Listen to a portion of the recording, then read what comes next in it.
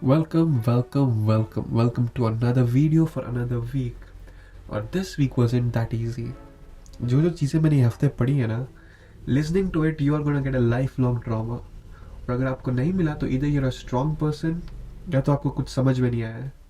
तो without any further delay, let's start today's video about empiricism and a bit of rationality. ये video में हम ज़्यादातर एम्फेरिज्म के बारे में बात करेंगे, कौन से फिलोसोफर्स थे और उनकी जो थियरीज थी ये फील्ड ऑफ फिलोसफी में अबाउट एम्फेरिज्म और उसको सपोर्ट करने के लिए क्या थियरीज वो पुट फॉरवर्ड किए और ये चीज़ कैसे क्रेजी होती गई एज इट प्रोसीडेड. थोड़ा रैशनलिज्म भी लेंगे and we going compare this two and what this philosopher of this two fields of philosophy tell, जो इनके बीच में डिबेट होता है, क्या चीज़ें होती है, वो सारी बात करेंगे. So starting with rationalism. Rationalism होता क्या है? Rationalism is basically a philosophical perspective जिसमें फिलोसोफर्स बोलते हैं कि knowledge is acquired through mind. Through reasoning हम नॉलेज को एक्वायर कर सकते हैं. इसमें वो इंट्यूशन और गट फीलिंग भी हेल्प आती है. It also comes under rationalism as well कि कुछ डिसीजन हम लेते हैं उसमें गट फीलिंग जो रहती है, इवन दो कुछ डिसीजन में लॉजिक नहीं है, कोई सेंस नहीं है, but there is a sense of gut feeling which we have. Six sense भी बोल सकते हो, कुछ भी बोल सकते हो, that somewhat inclines us towards a decision. And फिर जब हम वो decision लेते हैं तो पता चलता है how right we were, even though this decision had no logic to it. कोई sense नहीं बन रहा था decision लेके, पर when you took it, it proved helpful to you और आपको बहुत benefit provide किया. That is what rationalism means. कि rationalism tells कि through reason and logic you can acquire knowledge. Now coming to the topic of this video, empiricism. Empiricism क्या होता है? एम्फेरिज्म again ए philosophical perspective tales कि हमें घर के बाहर जाना पड़ेगा, एक्सपीरियंस और एक्सपेरिमेंट करना पड़ेगा टू एक्वायर नॉलेज. ऐसे घर में बैठे बैठे चीज़ें नॉलेज एक्वायर नहीं होता है. Just because of reasoning and logic you can't acquire knowledge. ये वापस साइंटिफिक मेथड को भी बढ़ावा दिया एम्फेरिज्म ने कि just like how a scientist comes up with a theory and to prove it he needs to go out in the real world, experience and experiment things, and depending upon the response he'll acquire knowledge to it. So this is what empiricism means. John Locke is the father of empiricism. John Locke इसलिए क्योंकि he put forward the core ideas of empiricism to the world. John Locke कहते हैं कि we come into this world with a blank slate, which is termed as tabula rasa by him. वो tabula rasa बोलते हैं blank slate को in his theory. अच्छा, ठीक है. वो कहते हैं कि we come into this world with a blank slate. हमें कुछ पता नहीं होता है चीज़ों के बारे में. We know nothing and depending upon experiences we acquire knowledge about the world. हम जो एक्सपीरियंस करते हैं हमारे एनवायरनमेंट में, सराउंडिंग्स में, उसके हिसाब से हमें नॉलेज मिलता है.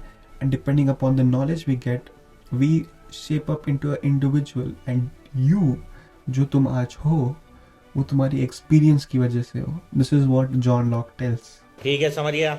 And rationalism is totally contradicting what John Locke said about empiricism. जो tabula rasa में वो बोलते हैं, rationalism totally उसका opposite है. वो बोल रहे हैं कि we are born with a prior knowledge. हम pre-coded होते हैं with certain knowledge in our minds. अब इसका example दे तो for example, take example of Virat Kohli, the great Indian cricketing legend. वो how did he develop an interest towards cricket? At an early age जो prodigies रहते हैं, how do they develop interest to a particular thing? That is because they were pre-coded with certain things. Now this is what rationalists tell, especially René Descartes जो first modern age के rationalist थे.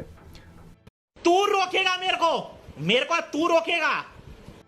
और अगर कोहली का example बहुत extreme sound कर रहा है तो let's take example of two kids जो भाई हैं और एक ही घर में रहते हैं, तो सेम एक्सपीरियंस है, they have the same exposure two things, same class में जा रहे हैं, सेम पढ़ाई कर रहे हैं, the group of friends which they live among is the same. पर व्हाट वेरीज कि एक पढ़ाई में अच्छा है तो दूसरा पढ़ाई में अच्छा नहीं है. एक अगर एक अच्छा गिटार बजाता है तो दूसरा उतना अच्छा गिटार नहीं बजाता. What is that particular difference कि इसको पढ़ाई में ज़्यादा इंटरेस्ट है, इसको गिटार में ज़्यादा डिफरेंस है. This is what rationalist tell कि वो जो प्री कोडेड नॉलेज आती है बच्चों में before birth, that is because of that. Rationalism में theory उतनी extreme भी नहीं है कि फिर every kid who comes into this world should be aware of reading, writing, walking. उनको ये सब सीखने की ज़रूरत नहीं है. Which is what empirics to debate with the rationalist कि depending upon your theory If no kid has to go through this process of reading, writing, learning because they're already pre-coded with knowledge. But this, I don't think so. This is what exactly the rationalists are trying to tell, what I have understood by reading throughout the week. Ki by prior knowledge, they mean we come with a certain pre-coded knowledge in our mind, and an experience can trigger that knowledge to consciousness. और इस चीज़ का अगर best example मैं बताऊँ तो वो film Karan Arjun का, जिसमें शाहरुख खान और सलमान खान थे. तो if you have seen the film, you know at some point they both get killed, और फिर उनका रीबर्थ होता है different places in different parts of the country at different time. And as they both go through life, they have these flashes and these experiences that trigger the memories of their past life. और जब वो मरे थे, वो they keep showing up. This is what the rationalist told by prior knowledge. कि as you go through life, certain experiences trigger that knowledge into consciousness. And while I was going through this thing, मेरे दिमाग में ये भी thought आया था कि is deja vu related to prior knowledge as well? But that prior knowledge is very minimal, that we are not aware about it totally. It's just a feeling that this has happened before. So I'm not sure about it, but seemed interesting that this thing correlated with it very well. Now coming back to John Locke. John Locke कहते हैं कि reality में हर एक object के दो qualities होते हैं, primary qualities and secondary qualities. Primary qualities में एक ऑब्जेक्ट का शेप आता है, साइज आता है, मास आता है, वेट आता है, हाइट आती है, anything physical characteristics of an object. For example अगर एक एप्पल लेते तो एप्पल का साइज़ अबाउट पाम, हाथ में आ जाए उतना है, और उसका शेप क्या राउंड है. तो an extension of an object into the physical world is called primary qualities of an object. जो शेप वो सब बताया मैंने. The thing about primary qualities is कि वो हमेशा सेम रहेंगे, no matter who sees it. चाहे तुम एप्पल को देख रहे हो जो तुम्हारे सामने पड़ा है, मैं देख रहा हूँ, that will always remain the same. जो वेट मुझे लग रहा है वो भी वेट तुम्हें लगेगा, जो साइज और शेप लग रहा है मेरे को वो भी तुम्हें ही लगेगा. तो that the way we are perceiving an object, that will always remain same. That comes under primary qualities. अब आते सेकेंडरी क्वालिटीज़ में, और इधर से चीज़ें गड़बड़ होना शुरू हो जाती है. सेकेंडरी क्वालिटीज़ में एक ऑब्जेक्ट का कलर आता है, टेस्ट, स्मेल, साउंड, टेक्सचर, ये सारी चीज़ें आती है. जैसे वापस एप्पल का एग्जांपल लेते हैं जो हमने प्राइमरी क्वालिटीज़ में भी लिया था. तो एप्पल का कलर क्या है? रेड. क्या सच्ची में रेड है? विच शेड ऑफ रेड? क्या जो रेड मैं देख रहा हूँ वही रेड आप तुम्हें दिख रहा है? Who knows. स्मेल पे आ जाते हैं. क्या जो स्मेल मुझे आ रही है वही स्मेल तुम्हें आ रही है? टेस्ट. जो टेस्ट एप्पल का मुझे ये पसंद आ रहा है हो सकता है तुम्हें पसंद नहीं आ रहा हो. How are we perceiving that particular object? So through secondary qualities क्या हम ये कंक्लूजन पे आ सकते हैं कि colour, taste, smell, sound, all these things are just a creation of our mind? क्योंकि you will never know what the actual taste of an apple is. क्योंकि no matter what we do, we will never know how the other person is perceiving an apple or any object. उसको क्या colour दिख रहा है, उसमें से क्या smell आ रही है, उसको क्या टेस्ट आ रहा है उससे. We will never know. All we can see is the world through our eyes, through our mind, and how our mind is perceiving it. तो does that mean कि ये सारी चीज़ें is just a creation of a mind? सच्ची में ऐसे देखे तो नल है, क्योंकि हर एक आदमी को अगर अलग अलग टेस्ट आ रहा है कि एप्पल का, तो सच्ची में टेस्ट है क्या एप्पल का? You never know. शायद एप्पल में कोई टेस्ट है ही नहीं. जॉन लॉक ये थियरी या फिलोसफी से ये कहना चाहते हैं कि जो प्राइमरी क्वालिटीज़ होती है एक ऑब्जेक्ट की, they always remain the same no matter who is perceiving it. सबको the shape, the size, the weight, they all can come to a conclusion कि so and so is the weight and the size of an object, because we are perceiving the particular object in the same way. There is no difference. And in secondary qualities, we are not sure कि how you are perceiving the particular object. क्या taste आ रहा है उसका, क्या smell आ रही है उसकी, क्या sound आ रहा है उसका, क्या color है उसका. You can never be sure of the other person perceiving a particular object. तो इतना ट्रॉमा काफ़ी नहीं था कि जॉर्ज बार्कली भी आ गए फिर लाइन में, और उन्होंने तो पूरा चीज़ें फाड़ के फेंक दिया. फिर जॉर्ज बार्कली ने जॉन लॉक की थियरी लेके जॉन लॉक को गलत प्रूव किया. अभी बार्कली भाई साहब ने क्या कहा? बार्कली ने कहा कि John Locke, how can you be so sure कि प्राइमरी क्वालिटीज़ जो है सबको एक जैसी दिखेगी? फॉर एग्जाम्पल एक बिल्डिंग को लेते हैं. If you are closer to a building, हमें वो बिल्डिंग बड़ी दिख रही है, इट्स ह्यूज, पर जैसे दूर जाते हैं बिल्डिंग के, it keeps getting smaller.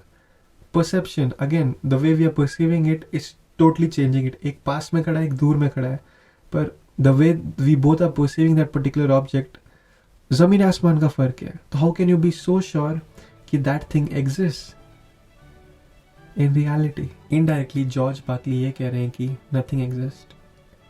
It's all perception. George Berkeley came up with this famous phrase, which is esse est percepi, जिसका मतलब है कि to be is to be perceived.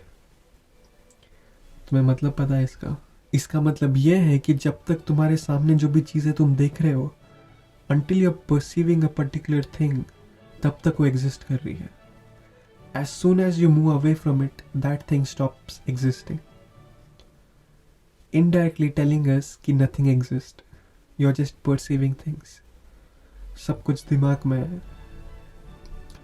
असलियत में बाहर कुछ नहीं है. Reality is nothing.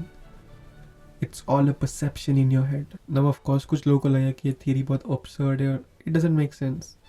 Right? मेरे को भी ऐसे ही लगा था. That was my first thought too after reading this.